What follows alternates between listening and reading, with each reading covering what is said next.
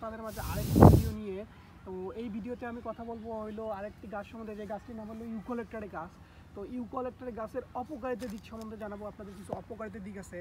অপকারিতার দিকে মেন হইলো যে এই যে ইউক্যালিপটাস গাছটা দেখা হয়, যে ইউক্যালিপটাস গাছ এখন কত বড়, আস্তে আস্তে যাও, অত চলে যাও। তো দেখেন এই যে এটি হচ্ছে সেই ইউক্যালিপটাস গাছ।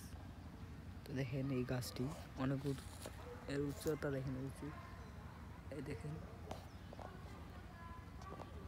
এই দেখেন। তো তো পৃথিবীতে যতগুলো বড় গাছ আছে, মানে সবচেয়ে বড় গাছ আছে, তার মধ্যে ইউক্যালিপটাস গাছই হলো প্রধানতম। হ্যাঁ, এটা সবচেয়ে বড় হয়। তো এর উপকারিতা কিছু দিক আছে।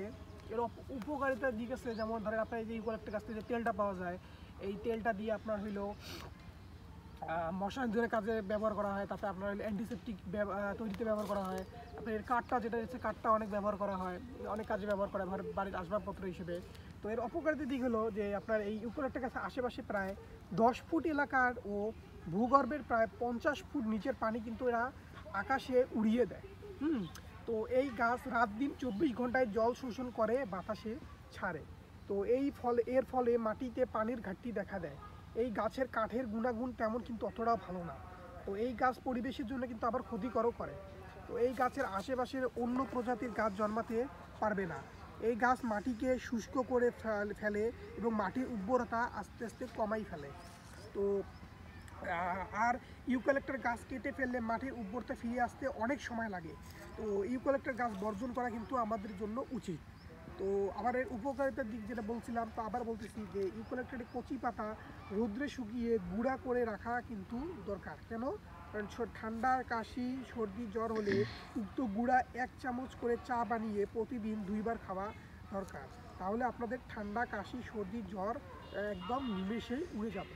তো এইটা হলো আরেকটা উপকার দিক এটা। তো অবশ্যই যাদের ইউক্যালিপটাস গাছ আছে, তারা কী করবেন, যে ভালোগুলো পাতা নেবেন। বিশেষ করে ভালো পাতা বলতে গেলে যেটা যেখানে পোকা থাকবে না, কোনো বলা যায় কোনো মরা পাতা মানে আশা থাকবে, একদম ভালো পাতা, যে সুস্থ পাতা, ওগুলো নিয়ে গুঁড়া করে বাসায় রাখিয়ে দেবেন।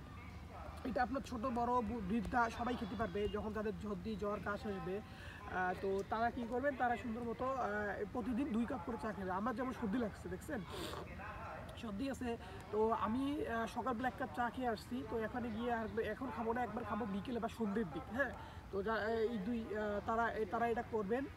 এবং আরেকটি খেয়াল রাখবেন, তো ইউক্যালিপটাস গাছ আরেকটা খেয়াল রাখবেন, এটা বেশি না লাগে। কারণ এটা মাটির, বিশেষ করে কোন দিকে লাগাবো না, যেখানে আপনার ফসল হয়। হ্যাঁ, যেই জমিতে ফসল করা হয় সেই জমিতে আপনারা লাগাবো।